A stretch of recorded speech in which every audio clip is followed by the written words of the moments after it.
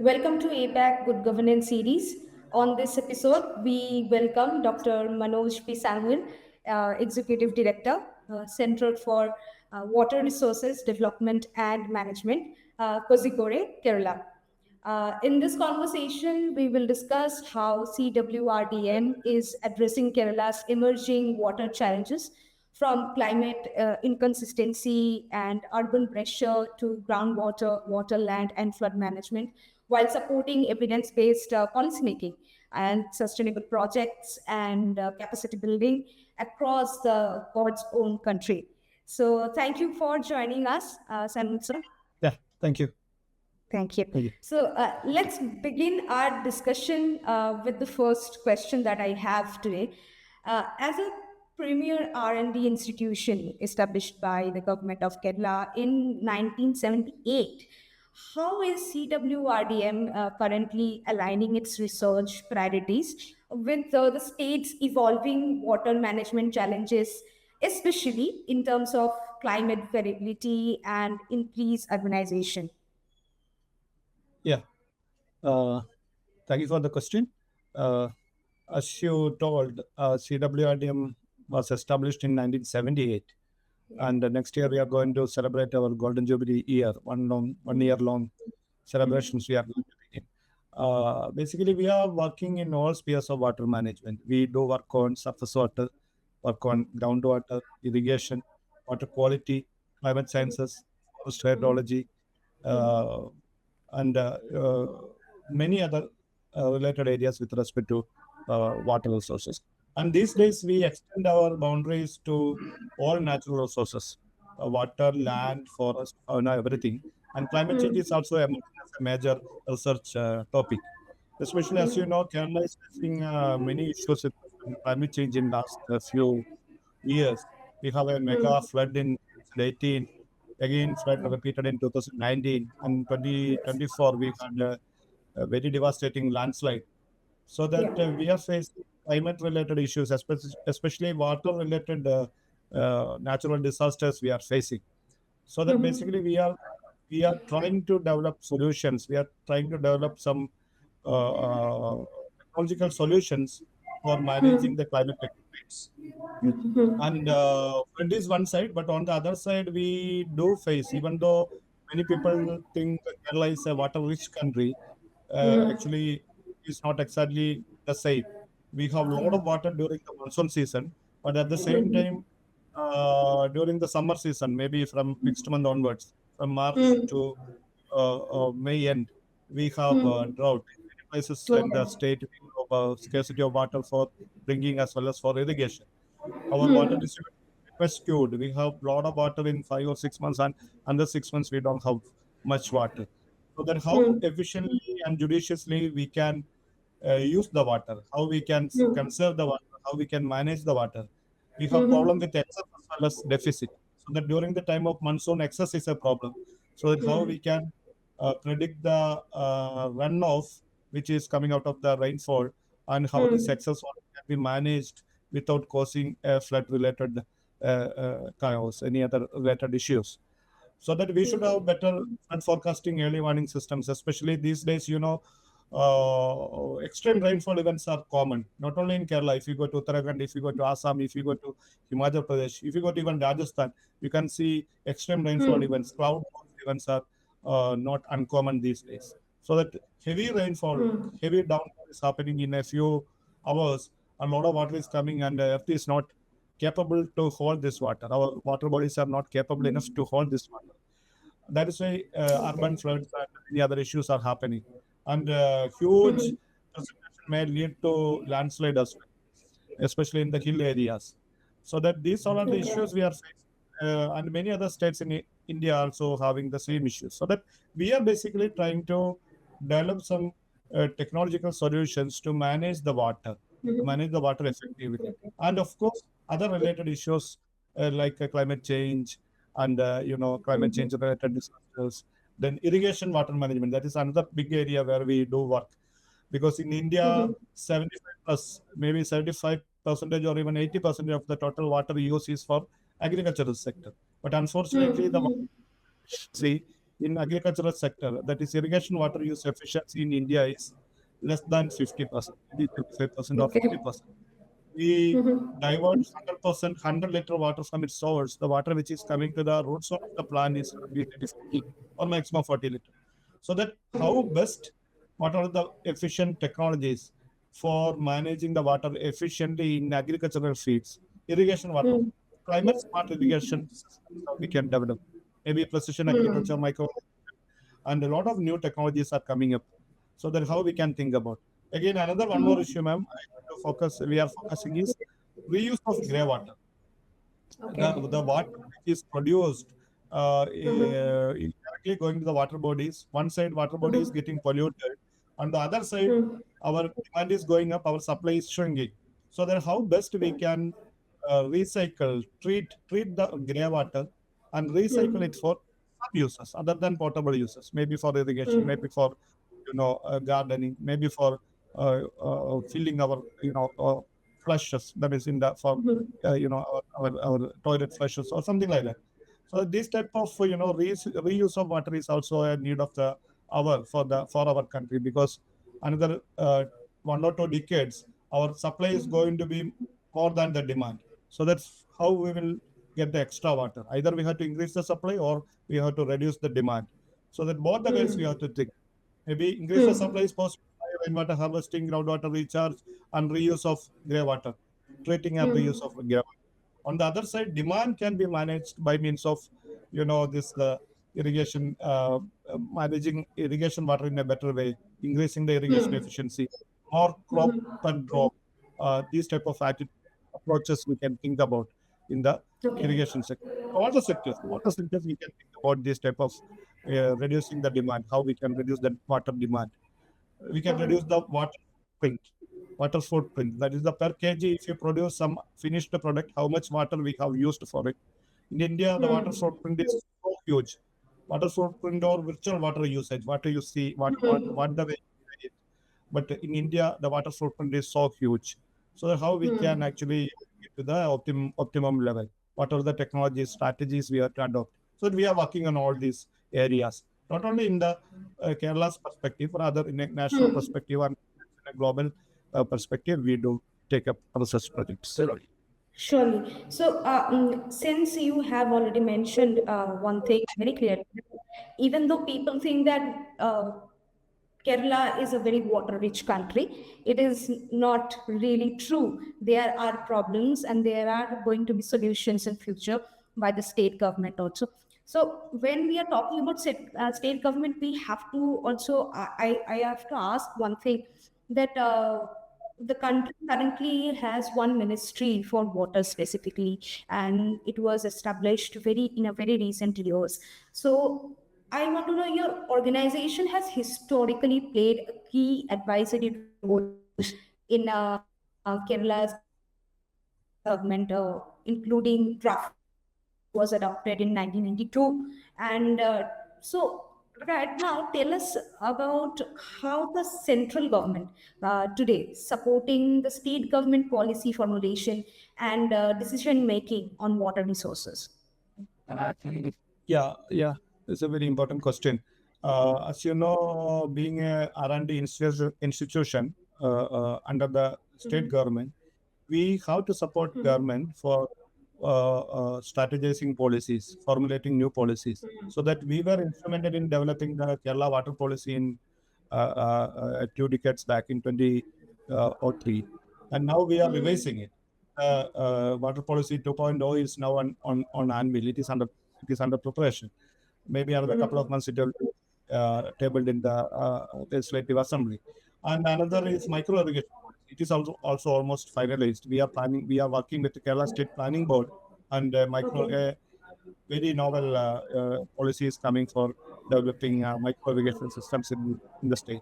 We are also supporting other departments for developing policies like wastewater management, then achieving sustainable development goals. Like that, we support government for creating, or especially for developing our new policies. And again, one more thing I just want to inform you is we have a mega project in Kerala called water budgeting. We Okay. developed water budgets for almost 1,000 panchayats in Kerala. We have around 1,200 panchayats. In that, almost 80% of the panchayats, we develop the water budget. Water budget is Okay. nothing but the total amount of water we are getting in a micro area, a panchayati Hmm. Raj area. And what is the demand of water in different sectors? Water demand for irrigation, drinking water, industries, fisheries, tourism, animal use. So that what is the demand in different sectors? And on the other side, what is the water supply? What is the supply of water in terms of rainfall, surface water, groundwater? Of course, there's a reuse and the import of water and export of water. That means water is coming to our local area by means of flows and what is the outflow from this area. So that we are analyzing the demand as well as supply in a micro area, in a local area, not the entire year only once. Rather, we divided the entire year into 36 segments of 10 days each, so that each 10 day what is the supply and what is the demand, so that we will get a clear cut idea which all are the areas, which all are the time sectors, which all are the seasons we are going to face water scarcity, and which all are the season we have surplus of water, so that we can effectively manage the water resources in a local area if you can develop water budget. And I'm very happy to Okay. inform you that the Niti Aayog has actually was impressed with our this technology, our this format, this framework. In Kerala, we have a Harita Kerala mission. CWRDM has developed the technical framework, and Harita Kerala mission, that is Green Kerala initiative. They have done this, exercise. And Niti Aayog actually was impressed with our this mass movement, and they also developed a water budget document, a framework they developed, and they took support from us. Recently, on 19th November, they have released the national water budget document at Niti Aayog, and they are going to implement this in 25 aspirational blocks in India, where water management is a big issue. There are some Okay. issues with the water management. So we are very happy Okay. that we support Niti Aayog for developing a framework for uh, uh, this water budgeting. Another area where we are discussing with Niti Aayog is carbon mapping, especially in a farm gate in agricultural farmland. What is the emission happening? So the naturally a lot of emission may be happening by means of all these agricultural activities, adding chemical fertilizer and burning fossil and agricultural residues. A lot of emission may be happening. On the other side, there will be water bodies. There will be a lot of good soils. There will be sequestrating water, carbon as well. So that finally, if we can compute what is the at the end of the season, at the end of the growing season, what is the final carbon stock, whether it's negative or positive. If you can save, if you can sequestrate more carbon compared to the emission, so that you will get carbon credits, so that these carbon credits can be traded in a global market for money as well. So the Niti was seriously thinking to develop some sort of a framework, and so that farmers will be motivated to adopt sustainable practices instead of burning their straws, burning their agricultural residues. In Delhi, the problem with smog and a lot of smoke and other, issues are happening in NCR region. Especially the one of the reasons is a lot of burning is happening in Haryana, Punjab region, because they have Yes. to prepare their agricultural fields. And farmers will be not only motivated to do that because it is an easy process to burn the residues. If they go for compost again, they have to spend a lot of money and a lot of time they have to finally invest on that. So that if this carbon framework comes into force, and farmers can go for composting instead of burning, naturally they can earn more credit. They can earn more carbon credit, and it can be converted as a money. And finally, maybe in the future, this carbon trading will be very common, so that in future these type of sustainable activities will convert into currency, and it will go to their bank account, and they will be motivated to adopt sustainable technology. So that this is a concept we are discussing with Niti Aayog, so that it is still under discussion. I understand. And water budgeting already Niti Aayog has adopted. They have taken input from many sources. We are not telling that we have already support, but we are one of the agency which supported them for developing this framework. Okay, okay. Thank you so much for informing about the Niti Aayog initiatives and how the state is working with them. Uh, right now, I want, since you have already discussed about the urban mapping and how in the rural areas you are going to implement all the policies, how farmers are going to be help get help by the policies, the state and the Niti Aayog and other ministries who are going to be implemented. So I want to ask one thing that see, given Kerala's diverse hydroecological regions and how do the six regional centers you have and the sub centers of the organization contribute to the region specific solutions for groundwater, waterlands, and watershed management across the states, including rural and urban areas. Yeah, yeah, very good. Actually, I just want to make a correction. We have only three sub-centers. We have a headquarters at Okay. Calicut in Kerala, and we have three sub-centers. And as Yeah. you have rightly pointed out, all these sub-centers have a definite purpose. For example, we have a Hmm. sub-center in Kottayam that is near to Mm-hmm. Kuttanad, Vembanad. You might have Mm-hmm. heard about uh, houseboat tourism. We have a very beautiful Hmm. place in Alappuzha. We have a lot of houseboats. We have a very big wetland called it's a Ramsar site called Vembanad. Right. Mm-hmm. We have very beautiful place. Actually, farming is under mean sea level. There some agriculture is happening, but is happening, but the paddy areas are under mean sea level. It is a very peculiar topography here, and this lake is very beautiful, so huge lake, and you can see around more than 1,350 is the number what I understand.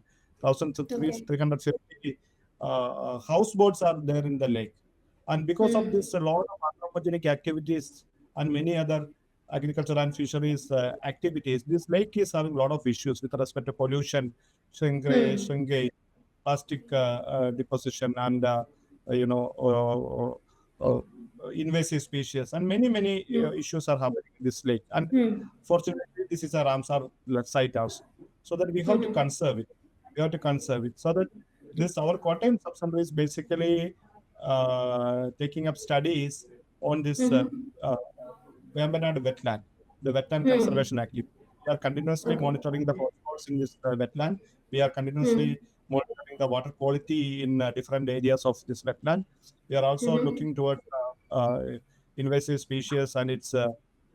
reuse that can be removed, and it can be used, made as some useful product like water hydrant for Hmm. invasive species. It can be used Hmm. for some handicrafts and all. So that this type of activities we are supporting State Wetland Authority, and our Kottayam Hmm. subcenter is basically dedicated for doing studies with respect to the ecology, environment, and the Hmm. total wetland systems in the downstream area of Kerala, especially during in the Alapi, Kollam, Hmm. Kottayam districts, Hmm. where we have two, three wetlands, connected wetlands, not connected, but adjacent Okay. wetlands like Okay. Vembanad, Ashtamudi, Shastangotta, very Hmm. beautiful place.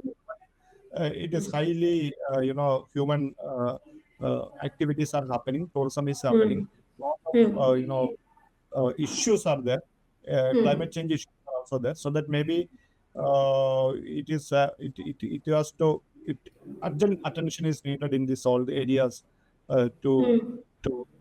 to sustain these Hmm. precious lake bodies in for the future. So our Kottayam Center is basically working on wetlands and lakes, and our we have another center towards highland area, towards Hmm. Idukki districts. So Hmm. that is in, the center is situated in the hilly areas of Ernakulam district. That Hmm. subcenter is basically looking towards the hill hydrology, the Okay. water which is happening in the forest area in the eastern side of Kerala naturally Hmm. converted to runoff, and it is going to the 44 rivers in Kerala. So that Hmm. to manage the water in the rivers, if to Hmm. manage the drought, manage the flood, manage the landslide, manage the stream bank erosion, we have to know how much water we are expecting in the streams. So that we have to Hmm. study about the forest hydrology, how much water is coming in the forest areas by means of rainfall. Hmm. We are Hmm. having a center especially for dealing with the hill areas in Kerala, Western Ghats region of Kerala. So that we Okay. are working on the forest hydrology, we are working on the landslide, especially in the hill area, landslide and Hmm. other land related issues are there. And lot of Hmm. fragile areas, many discussions are going on. Gadgil, Professor Madhav Hmm. Gadgil, I mean, submitted a report, and a lot of discussions are going on because a lot of Hmm. things are happening in these areas. So we are in my center at the Western Ghats region. They are working on basically the natural calamities by means of water in the hilly areas. Then, of Hmm. course, land issues, forest related issues, forest hydrology, and up to some Hmm. extent, man-animal conflict and all, because man-animal conflict naturally one of the root causes is actually lack of water in the forest catchment, so that if animals Hmm. will come to the countryside, come to the villages for Hmm. fetching food. That is why a lot of issues Hmm. are happening in the areas where between animals and human. So these type of things Hmm. we are dealing with at sub center, and we have another sub center in the Hmm. capital center, Trivandrum, that basically Hmm. work as a listening with the government department for policy making and all, because many state government departments used to be in touch with us for giving getting suggestions on water management Hmm. and Hmm. management quality. Hmm. And we have a Hmm. pollution control board approved water quality laboratory also at Trivandrum. So they are basically Okay. working on listening and advisory services they are giving. And one more thing I wanted to Okay. bring to your notice, ma'am. Actually, we have an NABL Hmm. accredited water quality laboratory at Calicut, and we do capture Okay. around 8,000 to 10,000 water samples every year. We test it and give to the public Hmm. on payment basis. Hmm. Then apart from that, we have a national facility of radioisotope hydrology. It has been Okay. initiated almost 1.5 decades back with the support of Hmm. Research Center, so that we are using some Hmm. stable isotopes to find out the movement of water molecule. So that Hmm. underground water movement as well as the movement of water through the sky, clouds, everything Yeah. we can track means of this radioisotope. Then recently we got approval by NABET for conducting Hmm. EIA studies, environment impact assessment studies for river valley projects. And we have a water heritage museum, and this museum is Hmm. actually now part of the world water museum network by UNESCO. Hmm.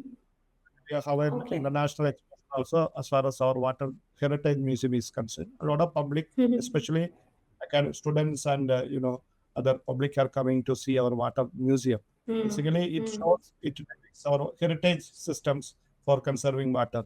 And Okay. apart from that, we are also having another museum supported by European Union.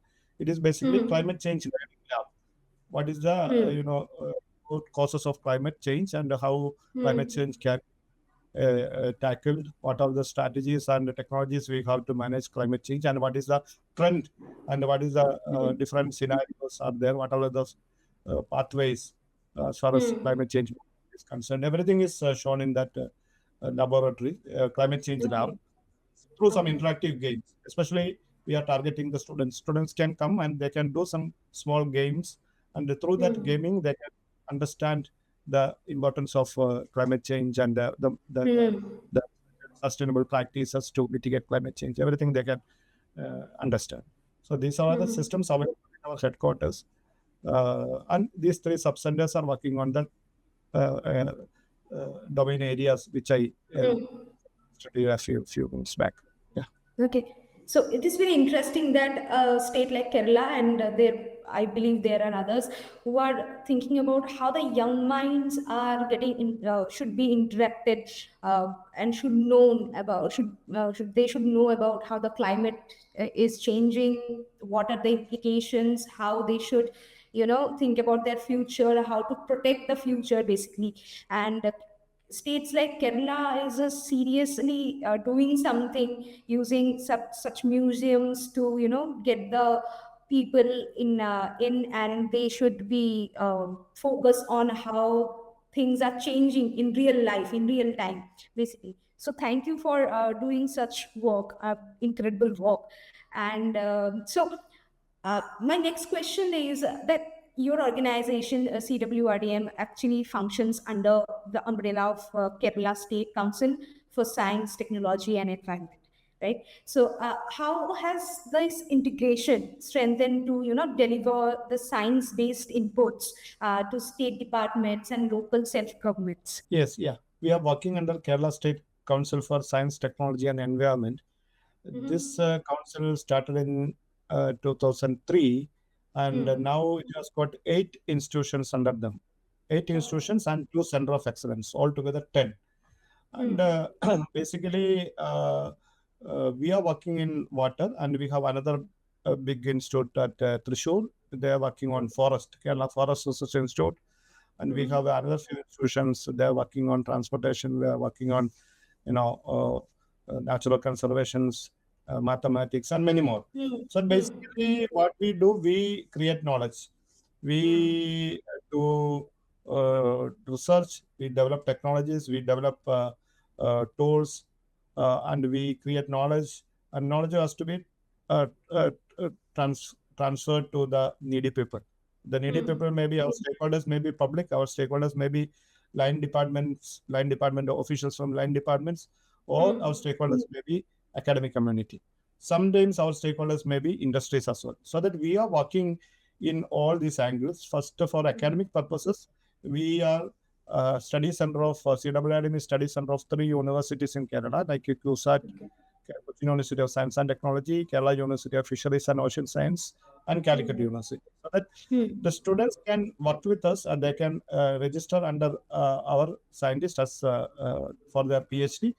Now we have 14 students. They are working here for their full-time PhD. They can do entire their work, including coursework here. And we also support the student community for doing their dissertation or project work as part of their PG program, MTech or MSc program, so that they come and stay with us for 3 months, approximately 3 months, 3 months or 6 months. They complete their project work and go. So that on an average, about 150 students visit our institute every year. Then 14 PhD students are also with us, and 3 postdocs are also with us. So that is the academic part. The second is the government for policy formulation. Like that, I told you already.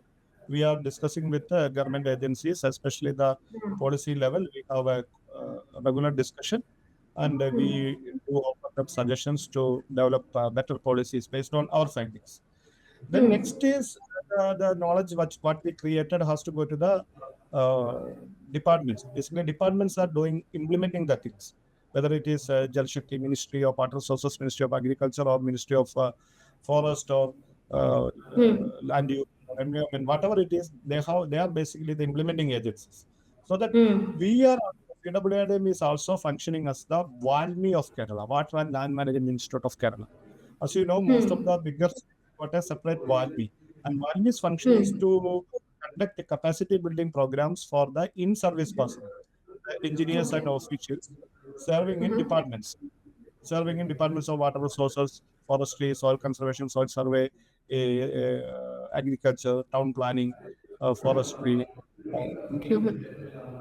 like that. We do offer them uh, training programs. On an average, we conduct around 25 to 30 training programs every year, and we basically refresh their knowledge. We tell them these are the new technologies, new techniques, new platforms, new domains. You can work on this. So with this training is a continuous training programs we are conducting. We are also conducting induction training program.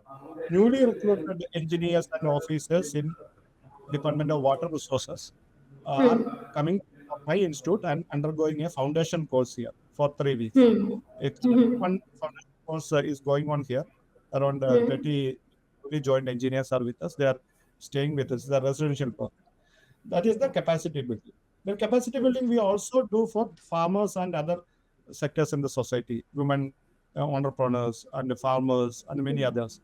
We do offer training programs, not in a massive scale, but uh, annually 2-3 training programs we conduct for farmers and other stakeholders as well. Then angle which is emerging out is the commercialization.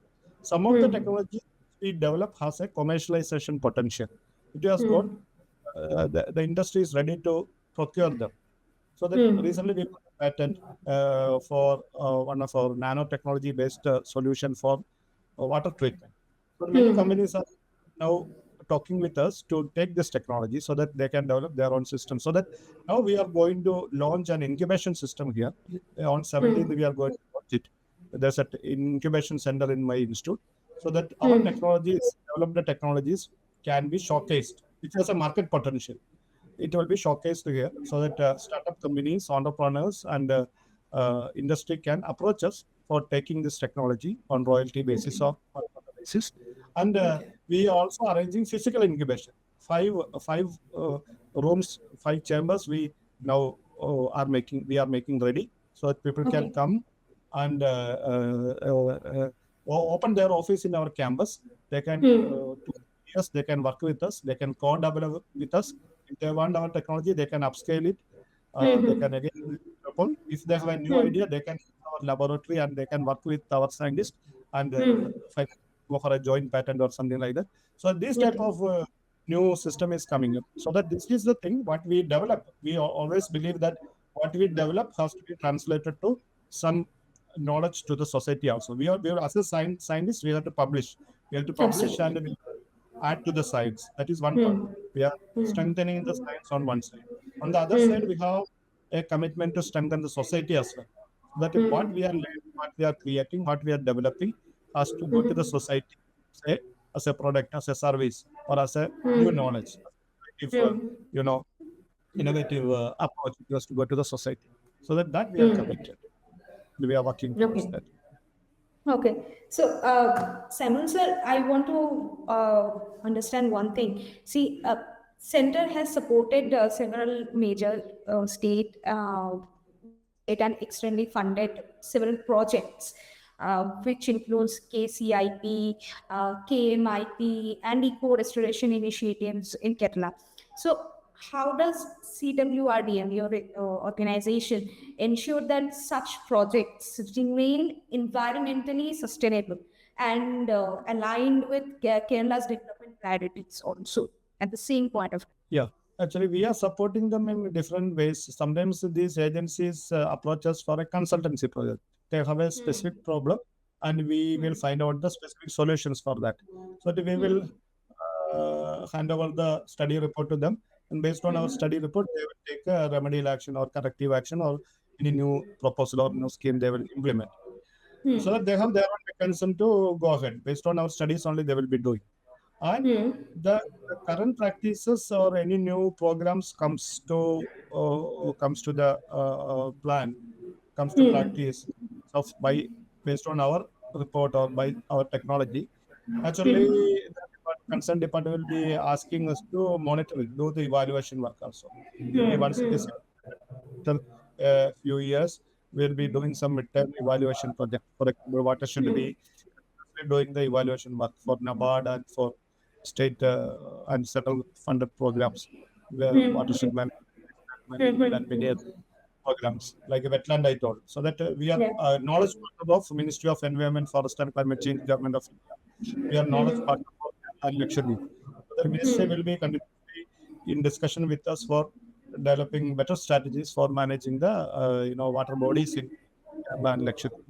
So that this way we support it will be a give and take policy. There will be whenever there is a discussion, they have to invite us from science side, evidence based solutions. We suggest to them, and they will finally evolve them as a scheme because they Okay. have so many other things has to finance and many things they have to consider.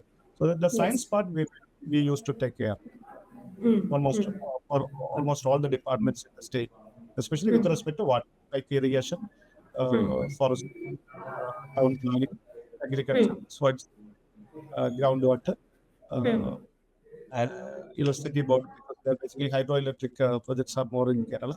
So these type of and coastal management, coastal department, fisheries department, industry department. We have constant contact with, constant dialogue and interaction with all these departments.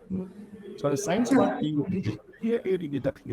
Okay, okay. So we have already discussed the training and capacity building a lot previously during our conversation.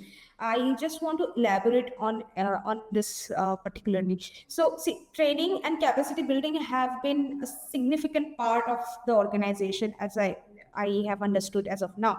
So, especially for the government officials, as you said, and panchayats and farmers, including. So, how is center is strengthening these technical capacity of the state institutions and the local bodies in water and land management today?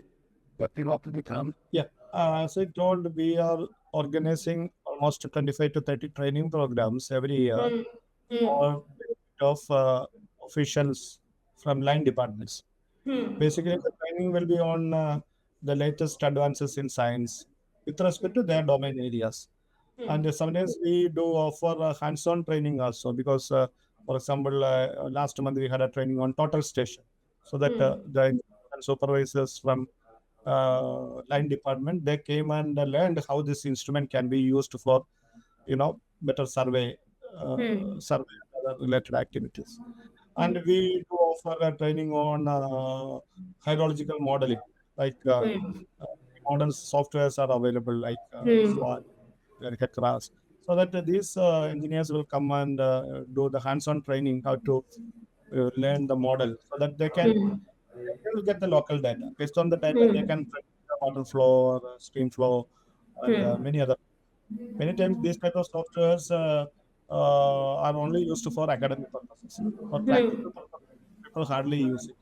But we now developing the capacity of the engineers, junior level engineers, to use softwares for better modeling of the water, so that better flood forecasting is possible, drought prediction is possible. Landslide prediction, we are working on a DST project now. AI-based landslide prediction model we are trying to develop with MIT Sovatkar. So these type of things which we are learning, which we are developing, which we are creating, this knowledge we are transferring to the line department officials by means of this training. Basically, hands-on sessions we are giving more and better. They can learn by doing this afterwards.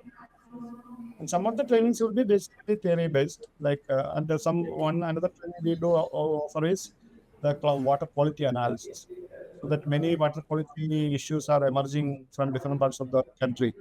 But we have to know what is what quality standard, how what are the basic standards has to be maintained, what are the filtration mechanisms or remedial actions for drinking water, what is the standard, and what are the minimum equipment we used for that. And we have one more thing I wanted to inform you that last year we started a certificate course with the Mahatma Gandhi University, Kerala. It is a plus NAC accredited university, state university. And this certificate course is for 6 months on advanced water quality practices, water quality test practices. So that this last year around 20 students were there. They undergo practical training on advanced water quality management.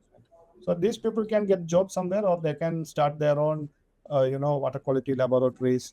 They can assist some departments for water quality management. But this way we are trying to convey our knowledge to the stakeholders. Okay.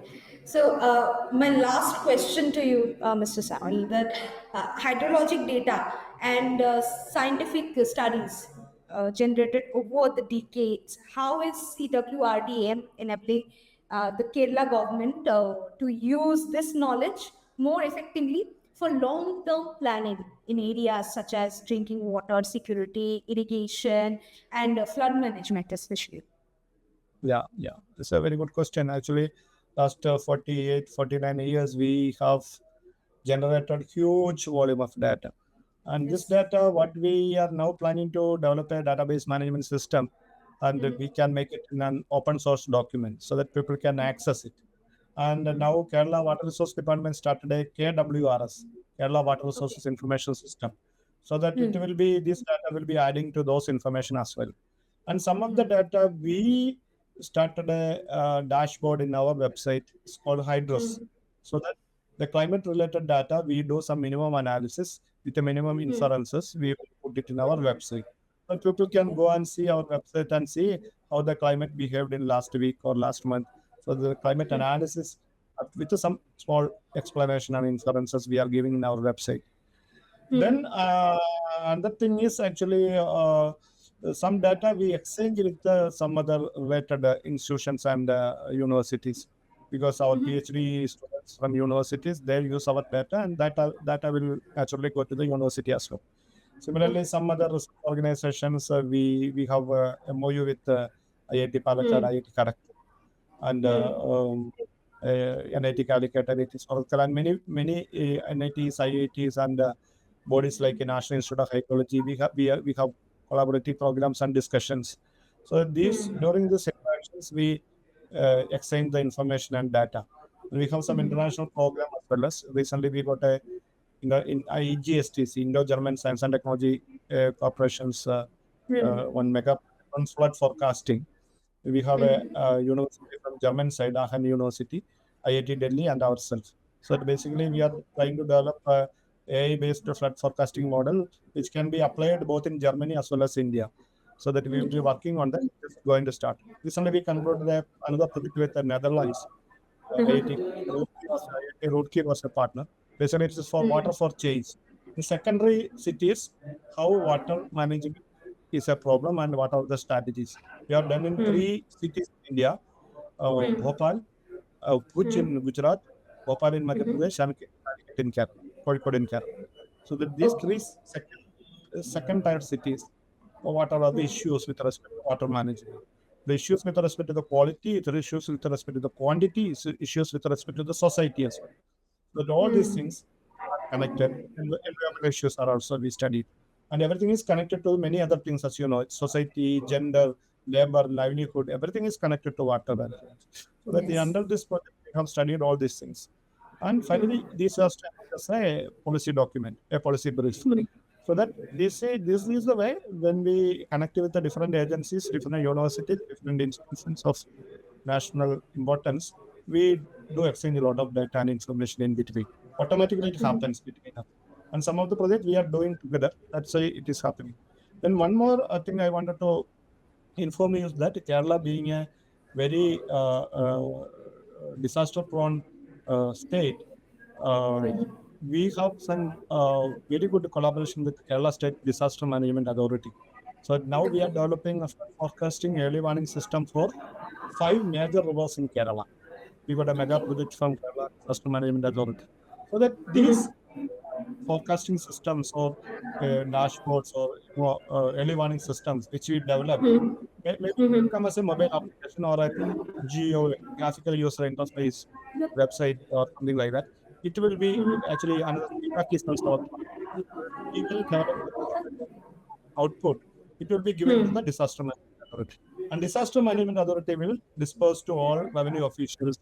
Their hotspots area, collectors, district collectors, everything.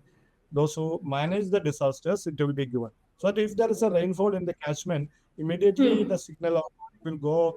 There will be a huge stream flow going to come, and there will be a chance of a disaster in terms of flood or landslide. So this type of alarm they will be giving part of this project. So this type of what I wanted to say is that as part of different projects, we are developing some solutions, and these solutions are given to the final stakeholders through the departmental mechanism, to the governmental mechanism. And as you told, long term, we are working on this long term, climate analysis, long term so that over a year, how the groundwater is changing, how the stream flow is changing, how the pollution is increasing, how the sea erosion is increasing. All these things in a long-term trend we are studying. That naturally we are our inferences, our findings we are conveying to the respective governmental systems. Thank you, Mr. Samuel, for elaborating and discussing a lot about how the organization functions and what is the current situation of Kerala's water management, really, to our viewers. Thank you for joining the Good Governance series. Thank you so much. Yes. Thank you, Ms. Majid. Thank you. Thanks for this.